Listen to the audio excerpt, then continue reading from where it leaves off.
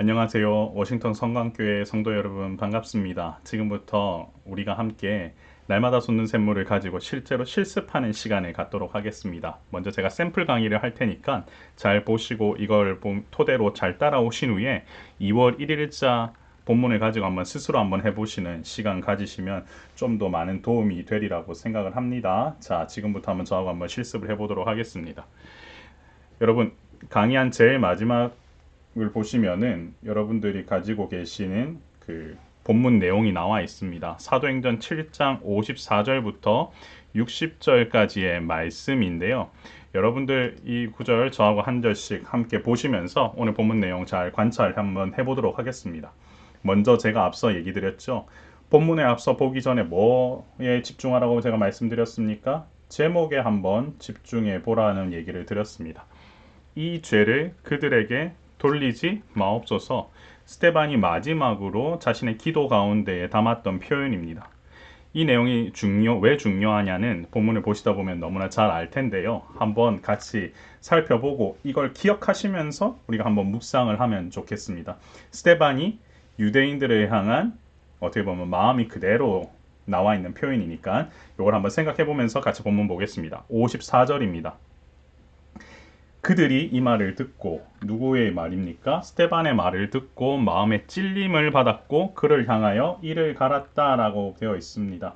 스테반의 설교는 어떤 내용이었냐면 아브라함에서부터 지금에 이르기까지의 이스라엘 역사 가운데 하나님께서 온전히 주관을 하셨고 이 모든 것은 예수 그리스도로 말미암아 어떻게 보면 준비된 역사였다. 이 얘기를 지금 하고 있는 거죠. 그렇기 때문에 너희가 죽였던 예수 그리스도는 너희가 그렇게 죽여야 될 대상이 아니라, 죄를 범해야 될 대상이 아니라 너희가 사실은 경배해야 될 대상이고 너희를 위해 온 메시아다, 이런 얘기를 복음의 진수를 선포를 한 겁니다. 그랬더니 어떤 일이 벌어지느냐, 복음의 진수 앞에 사람들은 마음의 찔림을 받게 되죠. 첫 번째. 그럼에도 불구하고 어떻게 됩니까? 이를 갈았다라고 되어 있습니다. 이것이 중요합니다. 마음의 찔림은 받았지만 스스로가 어떻게 했다고요? 이를 가면서 분노했다라는 거죠. 그럼에도 불구하고 스테반은 어떻게 됩니까? 어떻게 했습니까? 보십시오. 성령 충만하여 하늘을 우러러 주목했고 무엇을 보았냐면 하나님의 영광과 예수께서 하나님 우편에 서신 것을 보았다. 일단 동사에 먼저 동그라미 해보십시오. 무엇을 보았습니까? 하나님의 영광과 예수께서 하나님 우편에 서신 것을 보았다. 그리고 나서 뭐 말하죠. 어떻게 말을 합니까? 말하되 보라 하늘이 열리고 인자가 하나님 우편에 서신 것을 보노라 한데, 그들이 이후의 반응을 보시면 큰 소리를 질렀어요. 큰 소리로 질러요. 그리고 귀를 막아요. 귀를 막고 일제히 그에게 달려가서 뭘 합니까? 성 밖으로 내치고 돌로 칩니다. 이게 유대인들이 보였던 반응입니다. 내가 스테반이 예수님을 보았다고 했더니 그들은 도리어 성 밖에 내치고 그 말을 듣기 싫어하고 그로 하여금 돌로 치는 것이 지금 여기에 마지막에 보여지는 장면이거든요. 그리고 나서 어떻게 했습니까? 증인들이 옷을 벗어 사울이라는 청년의 발 앞에 두었다. 그리고 그들이 돌로 스테반을 쳤다. 스테반이 부르짖어 이르되, 마지막 고백이죠. 주 예수여 내 영혼을 뭐하라고요? 받으시옵소서라고 고백을 합니다.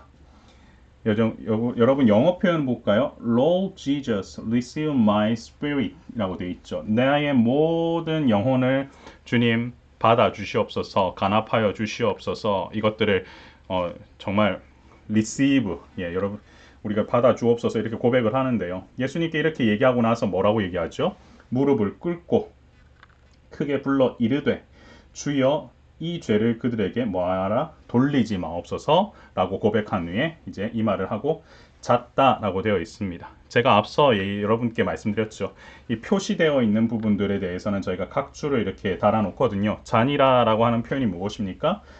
죽음을 뜻하지만 부활의 확신을 내놓은 표현이다 라고 되어 있습니다. 결국 이 말을 한 후에 스테반은 죽음을 당하게 됩니다. 자, 저하고 한번 정리를 한번 해보시겠습니다. 스테반에게 일어났던 일. 스테반의 설교를 듣자 사람들, 유대인들은 마음에 찔림을 받았으나 분을 갖다가 표현하게 되었습니다. 그렇죠? 그리고 나서 어떻게 됩니까? 스테반이 충만하여서 하늘을 우러보고 그리고 그곳에서 예수님을 보았다라고 되어 있죠. 그리고 나서 말하되 보라 하늘이 열리고 인자가 하나님 우편에 계셨던 그 예수님을 본 후에 사람들은 그 큰 소리로 지르면서 귀를 막고 스데반에게 달려와 성 밖으로 내치고 그를 돌로 치면서 마지막에 죽이기까지 하는 그런 내용들이 담겨져 있습니다. 본문 내용을 우리가 함께 보았으니 질문에 한번 답을 한번 해보도록 할게요. 1번, 스데반이 책망을 들은 자들이 보인 반응은 무엇입니까? 라고 되어 있죠. 1번 보시면 스데반이 책망을 들은 자들은 마음에 찔려 스데반을 향해 이를 갈았고 큰 소리를 지르고 귀를 막고 일제히 스데반에게 달려들어 그를 성 밖으로 내쳤다. 그리고 돌로 쳤다. 증인들은 자기들의 옷을 벗어 사울 앞에 두었다. 여기까지 우리가 이 절을 보고 정리할 수 있을 겁니다. 2번 보실까요? 스데반이 마지막 순간에 남긴 고백은 무엇입니까? 했을 때 59절 내용을 한번 살펴볼까요? 59절 어떻게 되어 있습니까? 그들이 돌로 스데반을 치니 스데반이 부르짖어 이르되 주 예수여 내 영혼을 받으시옵소서라고 하면서 간곡하게 누구를 찾습니까? 예수님을 찾습니다. 여기 여러분들 이거 기록하실 때에 가장 중요한 게 뭐냐면 이렇게 완전한 문장으로 이렇게 정리해서 이렇게 하시면 좋을 것 같아요. 스데반은 주 예수의 내 영을 받으시옵소서라고 고백했다라고 2번에 쓰시면 됩니다. 자, 그러면 한번 우리가 1번, 2번 질문만 보아도 우리가 알 수 있죠. 스데반은 이와 같은 고통 속에서도 주 예수의 내 영을 받아달라고 고백을 하는 거죠. 기도를 하는 거예요. 자, 그렇다면 왜 이렇게 마지막 순간까지 스데반은 이 사람들을 위해서 자신을 죽이려는 사람들을 향해서 이렇게 고백을 할 수 있었을까? 한번 묵상을 해보죠. 왜 스데반이 가능했을까요? 스데반은요, 사실 설교하면서부터 한 영혼이 소중하다는 걸 누구보다 잘 알았습니다. 이들이 예수님을 핍박하고 죽일 수밖에 없었던 이유는 예수님을 몰라서였기 때문이죠. 그들이 수용하지 않아서입니다. 지금 스데반처럼 마음에 찔림은 있었어도 회개하지 않았고 그들은 그런 회개 속에서 예수님을 바라보고 하나님께 돌아와야 했으나 그런 부분들이 전무했다라는 거예요. 그렇기 때문에 스데반은 그들로 하여금 자신이 죽더라도 그 사실을 기억하고 깨달을 수 있도록 하기 위해서 이와 같이 지금 기도하고 있는 거죠. 한번 이것을 정리한 내용을 한번 보시겠습니다. 스데반은 자신의 생명보다 한 영혼의 구원을 위해 애쓰는 사람이었다. 그래서 자신의 죽음을 두려워하지 않았고 그들이 어떻게든 예수님을 영접하고 하나님께로 돌아오기를 바랐기 때문에 기도했다라고 이렇게 정리할 수 있겠죠. 자, 여기까지 내용이 뭐냐면 내용 관찰과 연구와 묵상까지니까 뭡니까? 객관화 과정이라고 제가 아까 말씀을 드렸습니다. 내용을 정리를 하는 거예요. 스데반이 이와 같이 기도할 수 있었던 이유는 한 영혼에 대한 한 영혼의 소중함 그리고 구원하기 위해서 예수님을 알리기 위해서 이와 같이 할 수 있었다라는 거죠. 자, 그렇다면은 이 내용을 가지고 이제 여러분 자신에게 적용을 하는 겁니다. 남을 적용하는 거 아니야? 이 말씀을 가지고 이제 나에게 적용을 하는 거죠. 4번.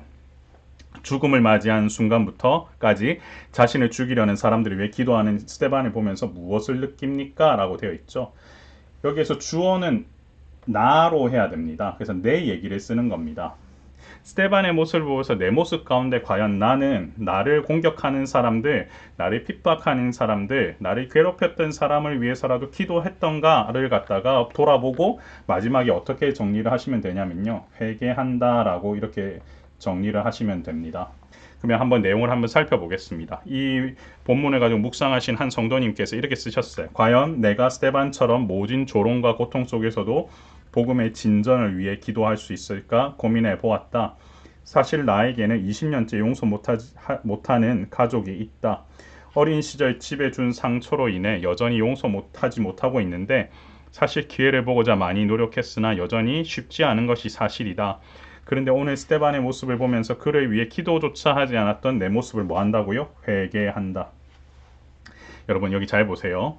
주어는 전부 다 뭡니까? 나, 그리고 나, 그리고 여기도 계속 보시면 나의 모습이라고 되어 있죠. 그리고 나서 뭐라고 되어 있습니까? 회개한다라고 되어 있습니다. 여기에 대해서 앞으로는 구체적인 이렇게 기도 제목을 줘서 메모해서 그를 위해서 기도하겠다까지 가는 것이 무엇이다? 느낀 점 쓰는 법이에요. 느낀 점은 말 그대로 어떻게 보면 자기 반성을 갖다가 기록하는 장면입니다. 말씀을 놓고 내가 고민하고 고백했던 내용들을 글로써 표현하는 거죠. 자, 이 상태에서 이제 결단과 적용을 해보시는 겁니다. 나를 핍박한 사람을 용서한 적이 있다면 언제입니까? 용서했던 때를 한번 떠올려 보세요. 여러분들도 한번 자신이 용서했던 적을 한번 기억해 보시면서 떠올려 보시고요. 그때가 언제인지 한번 기록해 보시고, 생명을 드린 스데반처럼 내게 가장 소중한 것을 예수님께 드리며 복음을 증거하기 위해 무엇을 결단하겠습니까? 라고 되어 있죠. 여러분 스스로가 생명을 드린 스데반처럼 과연 내가 소중한 것을 예수님께 드리며 복음을 갖다가 증거해서 무엇을 결단하겠냐? 이 내용도 한번 적어 보시면 되는데요. 자, 이분은 이렇게 적으셨어요. 제가 한번 이건 지워 드릴게요. 장례식 날 그 가정을 놓고 인사하면서 안부 정도를 물은 적이 있었다. 그런데도 그때는 그것으로 족하다고만 생각했었는데 다시 한번 예수님께서 바라시는 용서를 했는지 기도하는 시간을 가지면서 회개하겠다. 복음의 진전을 위해 매일 날마다 쏟는 샘을 묵상한 내용을 가족과 이웃 그리고 나와 교제하는 순원들을 위해 나누도록 하겠다. 무엇이냐면요. 과거에 있었던 경험, 내가 용서했던 경험이 있었는지 한번 적어보는 거죠. 그리고 나서 어떻게 하겠다? 그에게도 여기 말하면 이제 특정 대상을 쓰는 거죠. 그 사람의 이름을 써서 사실은 적어야 되거든요. 그에게 그리고 나의 가족에게 그 다음에 나와 교제하는 순원들에게도 뭐 하겠다? 어떤 어려움이 있어도 복음을 증거하겠다. 그런데 매일 날마다 솟는 샘물을 묵상한 내용을 가지고 뭐 하겠다? 나누도록 하겠다. 이게 이제 실제적으로 하는 결단입니다.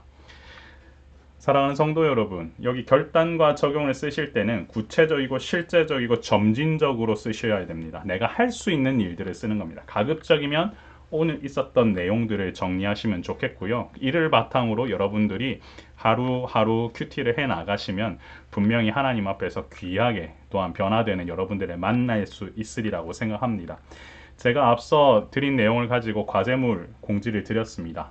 2월 1일자 큐티 본문이 그렇게 길지 않습니다. 짧으니까 한번 여러분들 묵상하신 후에 2월 3일 오후 5시까지 권익현 간사님에게 여러분들 이메일로 보내주시면은 여러분들 하신 걸 내용을 보고 저도 다음 강의 때 반영을 하도록 하겠습니다.